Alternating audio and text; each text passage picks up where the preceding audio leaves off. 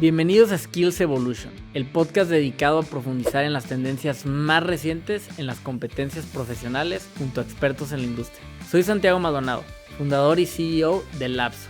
Hoy es un episodio especial porque presentaremos a la nueva Head de People de Lapso, con quien hablaremos sobre cómo reclutar nuevo talento a partir de competencias y del proceso de onboarding.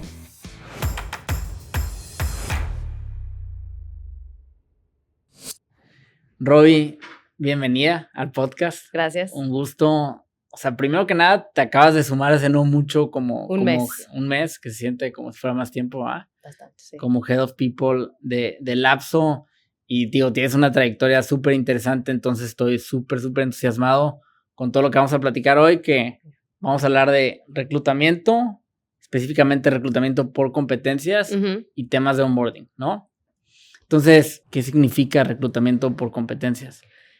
Siempre que estamos evaluando, bueno, primero que nada, gracias por invitarme. Muy emocionada de participar en el podcast y de estar aquí. Y bien, pues para contestar tu pregunta, siempre que evaluamos a candidatos, la entrevista típica es la evaluación de su experiencia, ¿no? Te vas de atrás para adelante, revisas su historial académico y listo. Pero si lo haces por competencias, lo que estás evaluando es un poquito más a fondo sus habilidades, sus comportamientos, su thought process al enfrentar un problema o su solución de problemas. Y todo eso se puede hacer teniendo un matrix de competencias. Y pues bueno, ¿cómo se llega a eso? ¿Verdad? Yeah. ¿Cómo creas una competencia o cómo ligas una competencia a un proceso de reclutamiento? Oye, ¿y por qué es importante? O sea, ¿cuál es el proceso de hacerlo sin competencias y hacerlo ligado con competencias? ¿Cuál termina siendo la diferencia en el resultado? Retención. Llegar al candidato perfecto para el puesto que estás contratando. Ok. ¿Por qué? Porque si tú evalúas al candidato solamente por su experiencia previa o su historial académico, pues no llegas a tocar realmente sus habilidades, qué sabe hacer y qué no sabe hacer. Si lo pones frente a una situación específica, vas a ver reaccionar, no vas a ver reaccionar. Okay. Entonces, al asegurar de contratar al candidato por sus competencias, estás asegurando de que su productividad incremente mucho más rápido o más, digamos, estás asegurando de que su productividad pueda incrementar mucho más rápido, el onboarding sea exitoso, la retención también, su motivación. ¿Por qué? Porque está siendo productivo, está creando el impacto, también está haciendo fit con la vacante que tiene. Sí. Entonces, pues, te digo, la motivación, la retención. Entonces, hacer un reclutamiento por medio de competencias te da cierto assurance de que estás contratando al candidato correcto. Oye, ¿y cuáles has visto que son las barreras? O sea, ¿por qué no más empresas lo están haciendo? ¿Es difícil hacer el mapeo o es difícil, ya que tienes el mapeo, ejecutarlo dentro del proceso? ¿Qué te has encontrado? Creo que se cree que es más difícil de lo que realmente es. Ok. O sea, no es tan complicado. Hay maneras muy extensas de cómo crear una evaluación por competencias, pero también hay maneras muy sencillas de cómo llegar a ellas que también te dan resultados, ¿no? Entonces te puedo platicar de cómo hacerlo sencillamente, ¿no? Okay. Si es una posición de nueva creación, una posición que no existe en la empresa, ¿qué empiezas haciendo? Escribes la descripción de puesto, claro, ¿no? Si es una posición que ya existe, pues evalúas la descripción de puesto. Entonces, lees las responsabilidades, las tareas, ¿no? Que el talento va a tener con lo que vas a evaluar si el talento no hace fit, ¿no? ¿Qué te está diciendo esa responsabilidad sobre la competencia que tiene que tener desarrollada? Por ejemplo, una posición de ventas, un Sales Development Representative. Esta vacante requiere que la persona sepa hacer muchas llamadas en frío, prospectar para generar leads, ¿no? Para el account executive que ya llevará a cabo el cierre, negociación y todo ese rollo. Entonces, para que un SDR pueda hacer llamadas en frío para prospectar y generar leads calificadas, ¿qué competencia tiene que tener para hacerlo correctamente? Pues hay varias, pero digamos un ejemplo, comunicación efectiva, para escuchar, para entender y tomar sus objeciones como posibles necesidades a cubrir y soluciones a ofrecer y así convertir la objeción en una necesidad y listo, pam, pam, ¿no? Entonces, comunicación efectiva. Listo, ya la tienes. Pon una definición. ¿Qué significa para lapso, en este ejemplo, Sí. que un colaborador tenga comunicación efectiva? Nivel SDR, ¿verdad? Ok. Porque es muy diferente comunicación efectiva para Head de People, Sí. para el CEO, para marketing, es muy diferente por el tipo de situaciones a los que estamos expuestos. Entonces, el SDR, comunicación efectiva, bien. ¿Cómo sé a qué nivel lo estoy evaluando? Pues volteas a ver al equipo. Si es una posición de nueva creación, volteas a ver al jefe, al líder de esta posición. ¿A qué nivel tiene esta competencia desarrollada tanto el equipo o el líder o ambos, ¿verdad? Sí. Entonces ya empiezas a ver, no, pues el SDR número 1 del equipo que ya tenemos puede cumplir con estas métricas, tiene estas habilidades, Ok. se expone a estas situaciones y reacciona así. Perfecto. Entonces ya más o menos tienes una idea de qué nivel existe la competencia dentro del equipo. Entonces quieres llegar a eso mismo porque ya viste que es efectivo, que es productivo, que te está trayendo los resultados esperados, ¿no? Ok. Entonces, digamos que ese es el proceso de mapearlas, ¿no? De mapearlas. Lo llevas derivado de las responsabilidades que tiene el puesto, lo empiezas a identificar por niveles y ahora en el proceso en sí, ¿Cómo lo implementas? ¿cómo lo implementas? Va. La manera en que a mí me gusta implementarlo hay dos maneras. Primero, trabajando directamente con el hiring manager. Y es preguntándole a qué tipo de situaciones va a estar expuesta esta posición, ¿verdad? Regresando al ejemplo de un SDR. ¿Qué tipo de objeciones recibe? No, pues que ahorita no les interesa invertir en el desarrollo de su talento. Ah, ok, perfecto. Entonces, a la hora de yo plantear la pregunta, ya sea puedo decirle al candidato si ha tenido esta experiencia como SDR, oye, en tu experiencia, cuando un cliente te dice que no quiere invertir en este tipo de producto, servicio, sistema, lo que tú quieras que estés vendiendo, ¿cómo has convertido esa objeción en una necesidad? Entonces te platica su experiencia y ahí puedes hacer follow questions. Si no tienes esta experiencia o quieres ver cómo actuaría, oye, pues imagínate que estás en llamada con un cliente súper importante para nosotros que necesitamos cerrar y lo primero que te dice es, ¿sabes qué? No necesito lapso, no estoy enfocado en desarrollar talento, estoy más enfocado en la retención de talento. ¿Cómo? Ok, entonces retención de talento es igual a desarrollar, porque nosotros podemos pitchar que podemos retener talento de esa manera. Ok. Oye, y creo que ahí la clave es hacerlo abierto, ¿no? Que la pregunta sea abierta y no tanto de, ¿harías follow-up, sí o no? Porque pues, terminan siendo como muy obvias las respuestas, Exacto. ¿no? Entonces ahí no es, ok, ¿hiciste follow-up? Sí. ¿Hiciste follow-up? No. Es, ok, yo te hago el follow-up. Oye, pero es que está muy caro. Oye, pero ¿por qué si el desarrollo de talento que tiene que ver con retención? O tú mismo le dices, o sea, lo puedes hacer como en un roleplay, digamos de cierta manera, o platícame en una situación donde el cliente te haya hecho objeción y cómo convertiste eso a una necesidad. Ahora, no pudiste cerrar al cliente, no fuiste exitoso. ¿Qué hiciste después? Porque también queremos saber qué hacen en caso de no ser exitoso. Claro. O cuáles fueron tus siguientes pasos, qué aprendiste, qué hubieras hecho diferente, porque también en esas lecciones aprendidas puedes evaluar si te gusta ese tipo de talento o no. A ver, me queda claro sobre esas competencias, ¿no? Cómo lo puedes ir evaluando. Pero, ¿qué pasa con las competencias que son más técnicas? Digamos, temas de programación, temas de datos, temas de UX, UI. ¿Cómo puedes validar que tienen o no esos comportamientos en el proceso? Para ese tipo de evaluaciones es mucho más difícil porque pues muchas veces tú no sabes utilizar esa herramienta o no tienes ese skill set, por ejemplo, programar con SQL, Sí. ¿no? Posiblemente sepas dirigir un equipo que te hace esa programación, ¿verdad? Pero y con los resultados tomar decisiones, pero como tal hacer tú la programación, Sí, eso no no lo sabes hacer, ¿verdad? Como reclutador, pues también pues batallas porque no tienes ese skill set tampoco. Entonces, lo que yo recomiendo hacer es utilizar la metodología STAR, que es esa la que para cualquier tipo de evaluación de competencias yo utilizo, que es Situation, Task, Action, Result. Entonces, pongamos un ejemplo, la posición de Data Analyst para un equipo comercial, ¿no? Quieres que este Data Analyst sepa revisar todos los datos sobre clientes, ¿sí? O sea, y nos puedes llevar como en el ejemplo por el ¿Cómo STAR. hacer la pregunta? Sí, por entender dónde está la parte de la situación, Sí, etcétera. total. Te doy la vacante, ¿no? O la responsabilidad. La responsabilidad es que sepa evaluar todos los datos para decirte qué estrategias hacer o deshacer para incrementar tus ventas, ¿no? ¿Qué está funcionando y qué no?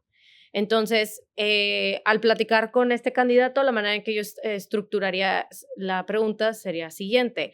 La situación. Bien, tenemos nosotros diferentes canales para llegar a nuestros clientes, ¿verdad? Para generar leads.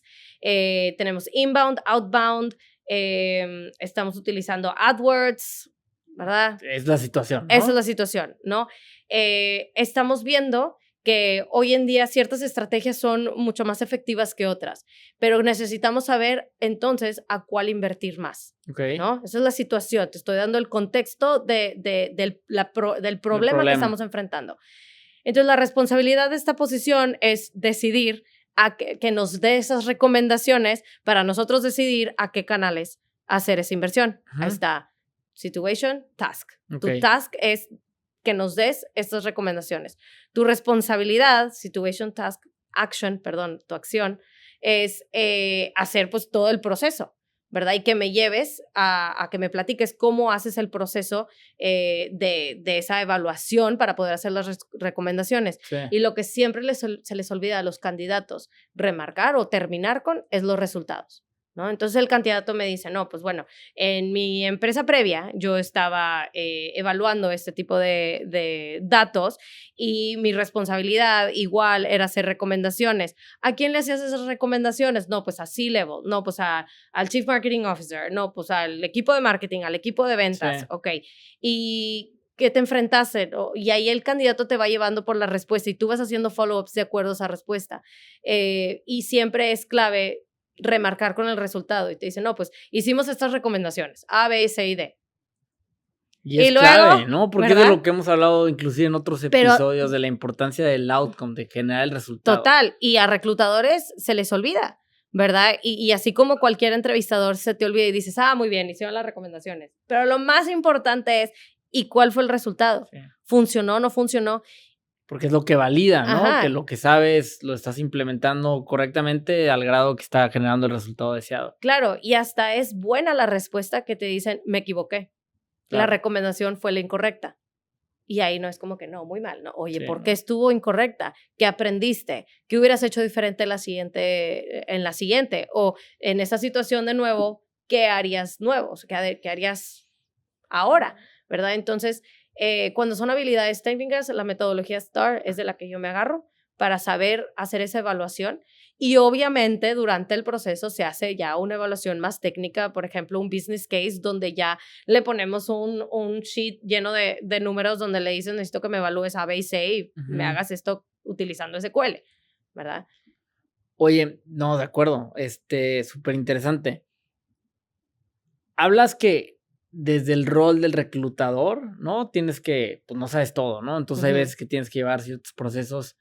Me gustaría entender qué stakeholders participan en el proceso de reclutamiento y cómo, ¿no? Porque no todo lo hace el reclutador, ¿no? Cuando entra el manager, entran también personas que sí conocen la parte técnica, o sea, ¿cómo todos participan en ese proceso? Claro, yo creo que en el levantamiento del job, o sea, la primera conversación que tienes con tu reclutador, el reclutador te debe preguntar quién es parte de tu interviewer loop. O sea, ¿a quién eliges tú como hiring manager para ayudarte a tomar la decisión correcta de quién reclutar, ¿no?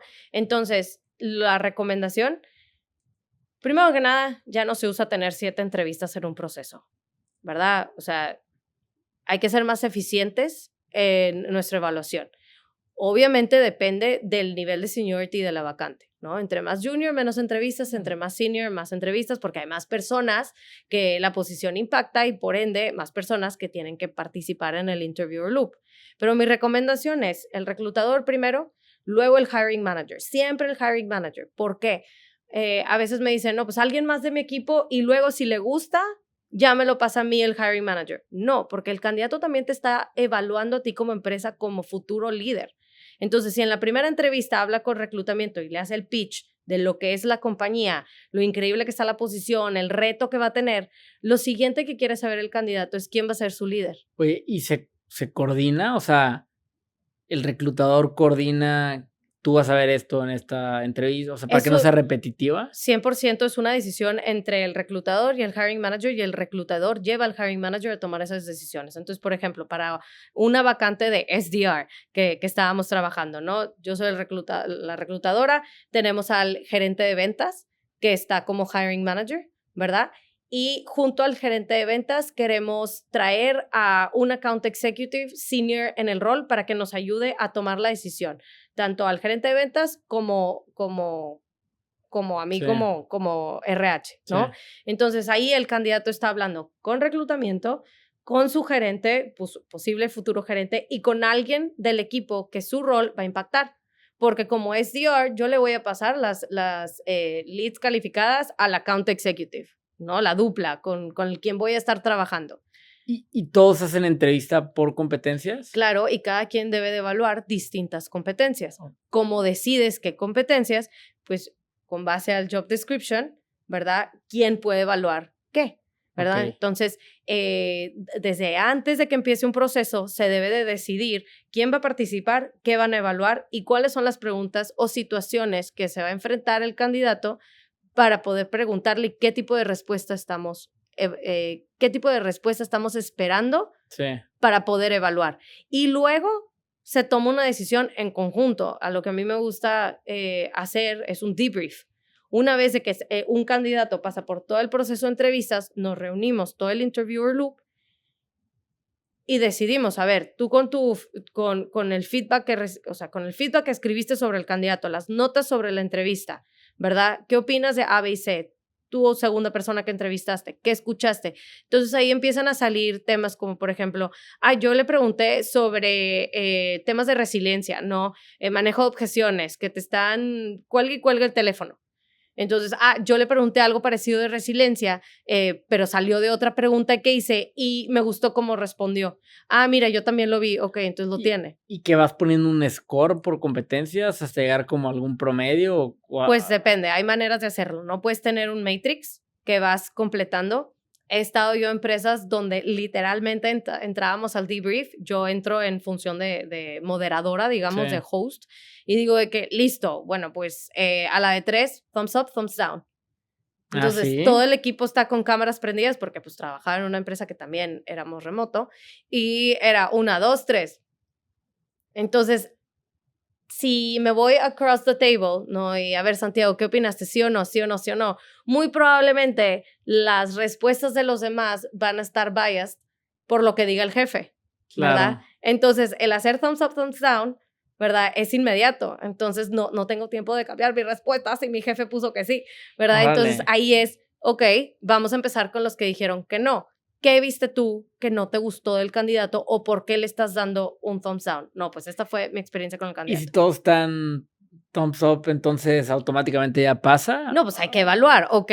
A todos nos gustó. ¿Qué fue lo que nos gustó? ¿A qué nivel le queremos poner? Todos estamos de acuerdo que es nivel 1, 2, 3, 4 y la vacante es nivel 6. O sea, ¿qué nivel le queremos poner? ¿Todos estamos de acuerdo? ¿Hay algo de red flags, yellow flags que queremos que nos tienen como que dudosos, que queremos asegurar de que quede bien claro? Ese tipo de conversaciones se deben de tener. ¿Y no se vuelve largo el proceso? O sea, es una llamada de 30 minutos. Y todo el proceso, estamos hablando de un proceso eficiente, es un mes. Depende. Varía. Depende del seniority, porque entre más senior la posición, más número de entrevistas. ¿Por qué? Porque más roles impacta el rol que estás contratando. Ya. ¿Verdad? Si quieres contratar a un head of people, ¿verdad? Tienes que asegurarte de que, pues, la posición directa ¿verdad? O sea, el hiring manager Sí. haga su entrevista. El área de finanzas también tiene algo que ver porque pues están haciendo nómina juntos. Algún otro rol que esté dentro del C-level con el que, por ejemplo, tenga más broncas con su equipo, más rotación, ¿verdad? Va a estar trabajando junto con su partner de people para ver de qué manera traen soluciones. Entonces, tienes que asegurarte que sepan trabajar juntos. Entonces, así vas creando tu interviewer loop.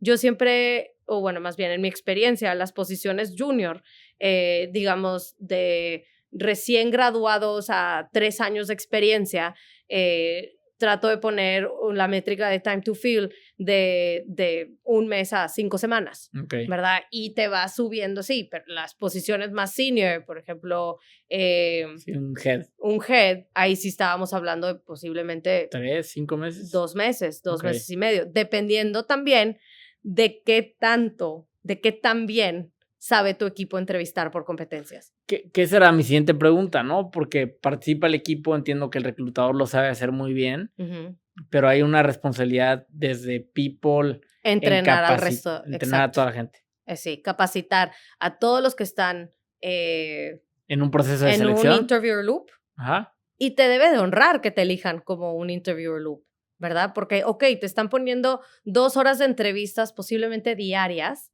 pero eso significa que tu opinión vale tanto para poder elegir a la siguiente persona que va a reclutar tu peer Okay. o tu propio jefe. Entonces, el que te entrenen este skill debe de ser, pues, un checkmark en voy bien, ¿verdad? En tu performance. Están considerándome para tomar decisiones para la compañía. Puedo tener impacto directo en quién entra y quién sale de la compañía. Bueno, quién entra, ¿no? Entonces, es la responsabilidad de people de crear un entrenamiento donde no solamente les explica el proceso, cómo elegir a tu interview loop, sino también cómo hacer una buena entrevista. Sí. Desde cómo creas el rapport hasta cómo evalúas al candidato por competencias, hasta cómo haces el pitch de la compañía para que el candidato cierre la entrevista y diga, wow, esta es la siguiente empresa. Oye, y digo, se escucha súper interesante. Hablábamos de la importancia de generar un impacto en retención, ¿no? O sea, ¿cuál al final es el resultado de implementar un modelo de reclutamiento por competencias? En la experiencia que has tenido, que has logrado, ¿no? O sea, que dices, oye, el antes y el después, si nos puedes hablar de métricas, de empresas, padrísimo, lo que nos puedas platicar, ¿verdad? Uh-huh.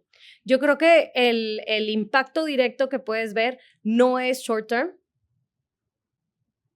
Bueno, el short term lo podríamos ver en un onboarding exitoso, ¿no? ¿Qué tan rápido puede este talento ser productivo en sus meses de onboarding? Pero para eso tienes que tener un buen plan de onboarding. Claro. Pero digamos, si tienes la persona correcta. Es nuestro siguiente tema, es ¿no? el siguiente tema, sí. Si contratas a la persona que ya sabe hacer lo que quieres que haga y aparte se ha enfrentado a situaciones similares y las ha podido llevar a cabo, es un plug and play, ¿no? Y eso es lo que estás evaluando en la competencia. Entonces, ¿qué tan rápido puede empezar a ser productivo, no? Okay. Lo puedes medir también a los 6 meses su motivación. Lo recluté para la posición correcta, está frustrada la persona en esta posición. Clima laboral también, en tus evaluaciones de clima laboral, cómo está platicando, cómo está calificando la empresa esta persona, sí, ¿verdad? En su desarrollo, qué tan rápido va en su desarrollo contra los otros del equipo, en sus métricas también, ¿no? Entonces, yo creo que las métricas para puntualizar, ¿no? ¿Cómo sabes si un reclutamiento ha sido exitoso o no? ¿En qué tan rápido se aclimatiza? Sí. ¿Verdad? ¿Qué tan rápido puede llegar a ser productivo? ¿Y qué tanta motivación le mides en el candidato? Y el feedback también, claro, de su equipo. Oye, no, padrísimo. Igual ya para pasar a la parte de onboarding y cerrar este punto, me imagino que en tu experiencia te has encontrado con muchos do's and don'ts, ¿no? O sea, muchos errores comunes que cometemos las organizaciones en el proceso de reclutamiento por competencias. ¿Cuáles han sido? Lo que ves así de, híjole, siempre es un bache que me lo topo, sobre todo para ser más conscientes, ¿no? Yo creo que el lo que lo he visto en muchos líderes de diferentes organizaciones es que tienen que hacer un cambio de mindset. Estamos en pospandemia y pospandemia se está reactivando el mercado. Un candidato que es activo está buscando trabajo y tiene de 2 a 3 procesos abiertos al mismo tiempo. Un candidato que es pasivo, ¿verdad? Que lo contactas para ver si está interesado en tu vacante, puede que tenga menos procesos abiertos, pero está contento en su trabajo y su trabajo lo puede contraofertar fácilmente. Entonces, pospandemia, el mercado es del talento, ¿verdad? Entonces, cuando tú haces ese cambio de mindset donde estás evaluando a un candidato, pero el candidato también te está evaluando a ti, ahí es donde todo cambia. Porque cambias la manera en que creas ese rapport, cambias la manera en que escuchas al candidato sus respuestas. Porque también me he encontrado con los líderes que escuchan la respuesta y dicen, ok, y typean la respuesta. Siguiente pregunta. No, a ver, te acaba de platicar que se enfrentó con esta broncota, que la solucionó y tu respuesta es, ok, siguiente pregunta. Como robot. Ajá, no estás check. Oye, wow, eso estuvo súper difícil. ¿Y qué sentiste? ¿Qué pasó después? ¿Qué te dijo tu jefe? ¿Cómo lo llevaste al siguiente paso? No sé, Claro. O sea, en el momento que nosotros entendamos que los candidatos en un proceso de reclutamiento no solo los estamos evaluando, sino que ellos también nos están evaluando a nosotros, ahí cambia todo. Entonces, ese es el primer error común, ¿no? 100%. Uh-huh. ¿Qué otro te has topado? Que no se ponen de acuerdo entre entrevistadores. Entonces, la experiencia del candidato es pésima porque en cada entrevista le preguntan lo mismo. Entonces, el mismo candidato dice estos o no están organizados o está bien fácil este proceso porque sigo diciendo la respuesta que ya sé que ya dijeron que está bien porque ya pasé a la siguiente etapa, ¿verdad? Entonces, si no te pones de acuerdo con todo el equipo de entrevistadores que tú eliges para que te ayuden a tomar esa decisión, entonces realmente estás evaluando al candidato sobre lo mismo. Entonces, por eso se tienen que poner de acuerdo a quién va a evaluar qué. Y el tercero es que no se hablan. Entonces, tienen al reclutador con 3 entrevistas, o sea, la de reclutamiento más otras 3, y el hiring manager dice que sí, pero los siguientes dicen que no. O sea, el hiring manager sí le gustó el candidato, pero los otros 2 están diciendo que no. ¿Por qué no se están hablando? Entonces, la responsabilidad del reclutador es decir, a ver, alto, estamos viendo que el success rate del candidato va para la baja, ¿verdad? A cómo va pasando las entrevistas. Entonces, ¿qué no están alineando? ¿Qué estás viendo tú que sí? ¿Qué están viendo ustedes que no? ¿Está el perfil alineado? Sí. ¿Saben qué están evaluando? ¿Sabes lo que quiere el hiring manager? Entonces, es tener esas conversaciones a lo largo del proceso para asegurar de que están alineados con lo que están buscando y así el proceso se mueve mucho más rápido. No, me hace mucho sentido y creo que hay muchos de esos errores los hemos cometido nosotros como organización. Oye, a ver, y ya hablamos del tema de reclutamiento, ¿no? O sea, porque al final sabemos, por algo hicimos este podcast, que el talento es clave para los resultados del negocio como tal. Y en sí la captación del talento empieza por el proceso de reclutamiento, pero luego viene otro proceso clave que es el onboarding. Sí. Entonces, para alinear primero, ¿qué es el onboarding, Robbie? El onboarding empieza cuando el candidato firma oferta hasta su día 90, que son sus primeros 3 meses en la empresa. Okay. O sea, no es nada más la primera semana, ¿verdad? Porque si estamos hablando de que el mercado es del talento y tienen 2, 3 procesos corriendo al mismo tiempo, nada más porque se hayan decidido por ti, no significa que tu competencia le va a dar el doble o se va a poner más rudo para tratar de captar ese talento, ¿verdad? Entonces, durante el inicio de la persona no firma la oferta y normalmente se tardan 2 semanas para su primer día. En esas 2 semanas, ¿qué estás haciendo para tener al candidato que ahora es tu nuevo colaborador activo, ¿no? ¿Qué tipo de información le estás enviando? Deja tú la papelería que te tiene que enviar ellos para poder darlos de alta y todo ese proceso, que también es importante que ese proceso sea lo más sencillo, seamless posible, para que no sea una bronca de que ahora me están pidiendo esto, ahora me están pidiendo otro papel, ay, qué lata, no sé dónde, o sea, tratar de hacerlo lo más sencillo posible. Y que eso cae en cancha de people. Cancha de people. Lo hago sencillo todo el proceso administrativo, todo. etcétera. Y luego del lado del del área, del manager, Claro, también desde la firma de oferta. O sea, el candidato firma tu oferta, significa que ya dijo que sí quiere que tú seas su siguiente líder. Entonces, ¿no vas a hablar con él hasta que entre? Pues no, le mandas una carta o un email o un mensaje diciendo bienvenido al equipo, qué emoción que ya entraste. Claro. Y son acciones tan chiquitas que hacen un gran impacto. Entonces, tú como líder, hola, bienvenido al equipo, ya me dijo Roberta que aceptaste la oferta, estamos súper emocionados, vamos planeando tu onboarding. Te recomiendo que te leas A, B y C, que hagas que revises nuestra página en esta parte, que veas este cliente que posiblemente lo vas a llevar. También pedirle a tu equipo que haga un reach out.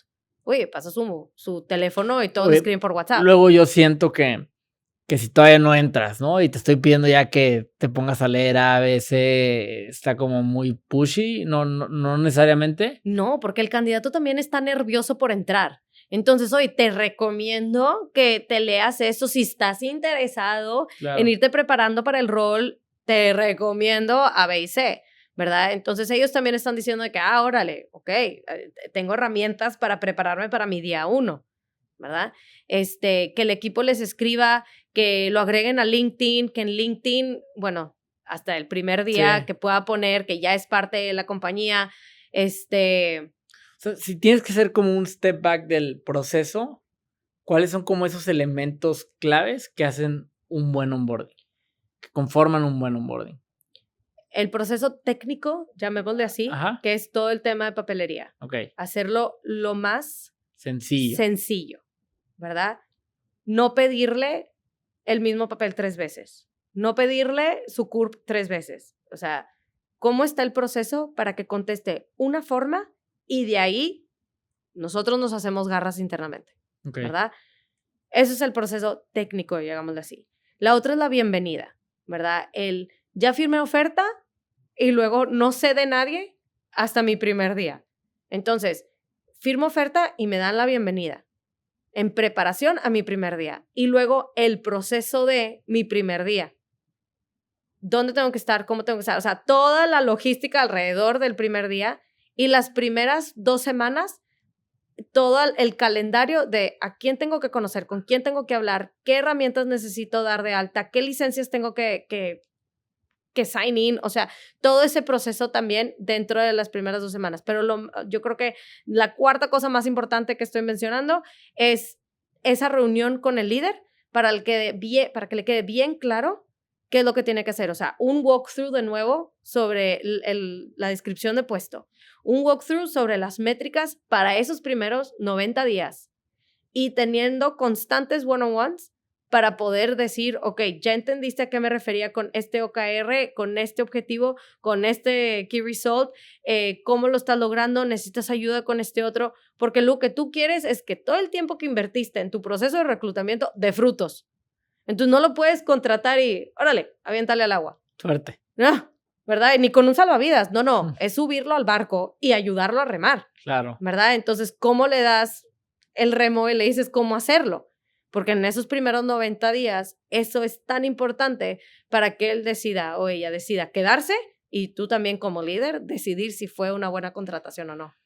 Oye, y de ese proceso del onboarding, ¿qué le toca a People facilitar y qué ahora sí que es más bien cada líder o cada persona que hizo la contratación? Yo creo que es un proceso que implementa People que incluye la participación del líder, del equipo al que va a entrar y de las posiciones a las cuales impacta este nuevo talento, ¿verdad? Entonces, como te decía, si va a entrar un SDR, habla con el gerente de ventas, con los demás SDRs, luego habla con todos los account executives y luego, ¿qué? Con Customer Success también, porque pues también depende de qué lead calificado entró y qué le prometió, qué le dijo que podía solucionar. Entonces, para entender el proceso final, para que no ande prometiendo de más, o sea, es todos, ¿no? Entonces, viene de la planeación de People. Por ejemplo, yo te diría, muy bien, Santiago, ya va a entrar esta nueva persona, ya aceptó la oferta, te pido que le mandes este mensaje y que le pides a tu equipo que lo agreguen a LinkedIn y que le manden un mensaje. Gracias. Segundo, ya estamos a 2 semanas de su onboarding. Necesito que me hagas su planeación de sus primeras 3 semanas. ¿Con quién tiene que hablar? Y aquí está el formato, ¿no? Y aquí está el formato. O libre. a mí me gusta dar un formato para que sea la experiencia igual para todos y poder tener feedback de ese formato en específico. Que si cada quien hace... que hay managers que tienen menos expertise. No, y necesitan más estructura. Exacto. También el feedback es más fácil de recibir porque, oye, sobre la estructura o el formato que tú me enviaste no me queda claro esto. Ok, entonces a alguien más no le va a quedar claro, lo cambio, ¿verdad? Entonces es más fácil como ir iterando el proceso de people porque pues, cada empresa funciona diferente. Cada empresa tiene diferentes niveles de líderes que saben o no cómo hacer un onboarding o que han reclutado antes en su vida para su equipo. Chance es un first time manager. A ellos también se les tiene que dar mucho apoyo, ¿verdad? Porque es la primera vez también que están haciendo esto. Entonces, dar ese formato de las primeras 3 semanas. Considera con quién tiene que hablar, agéndale esas reuniones o pídele que agende las reuniones, pero dale el teléfono, el correo, acceso a su agenda, todo lo que necesite para que pueda hacer eso.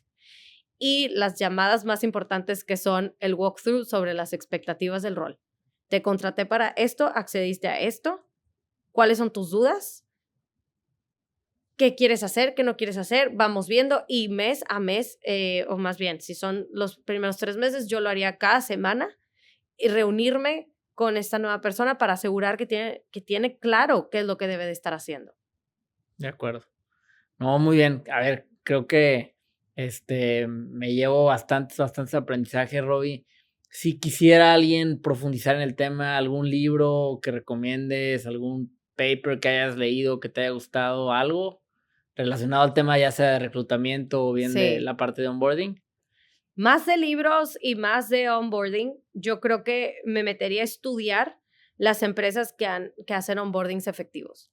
¿Hay algunos ejemplos que se tengan a la mente? Sí, o sea, yo sé que Uber y WeWork hacen onboardings muy increíbles. Sé que Didi hace onboardings muy increíbles. ¿Te tocó? Me tocó. Y lo creé. Yo y mi equipo lo hicimos, entonces está ¿Y a poco hay información pública sobre cómo lo hacen estas empresas? Claro, por ejemplo, en la página de Netflix hay un apartado, creo que se llama en Who We Are o How We Hire. Es en su career page, viene algo de Day One. Ok. ¿No? Y sí hay muchísima información sobre onboarding, plans que existen en diferentes empresas. Si no te quieres ir a startups, por ejemplo, GE también tiene un proceso de una estructura de reclutamiento reconocida y su onboarding también es muy reconocido, ¿no? Bueno, y probablemente incluiremos muchos de estos recursos en el curso que estaremos trabajando, ¿no? Claro. Y yo creo que también debes de pensar, ok, si yo ya entré a esta compañía y el onboarding fue así, ¿cómo me hubiera gustado que me recibieran? Claro. Y desde ahí partir. No es rocket science, no estás encontrando el hilo negro. Sí. Crea el proceso desde tu propia experiencia y de la propia experiencia de tu equipo, ¿no? ¿Cómo les fue a ustedes en el onboarding? Posiblemente entraron en diferentes etapas o onboardearon otro equipo y ahora son parte de tu equipo. ¿Qué te gustó, qué no te gustó? ¿Qué funcionó, qué no funcionó? ¿Qué no te quedó claro? Ok, hagamos nuestro proyecto de onboarding con base a esas experiencias. No te tienes que ir tan lejos a ver otras empresas. Total. Ve hacia adentro primero. Totalmente. Pues muy bien, Roy. Pues muchísimas gracias por haber venido. Disfruté realmente muchísimo esta plática. Igualmente, aprendí muchísimo y ahora sí que a implementarlo. A implementar todo. Gracias por todo y gracias a todos los que nos están escuchando. Sí, muchas gracias.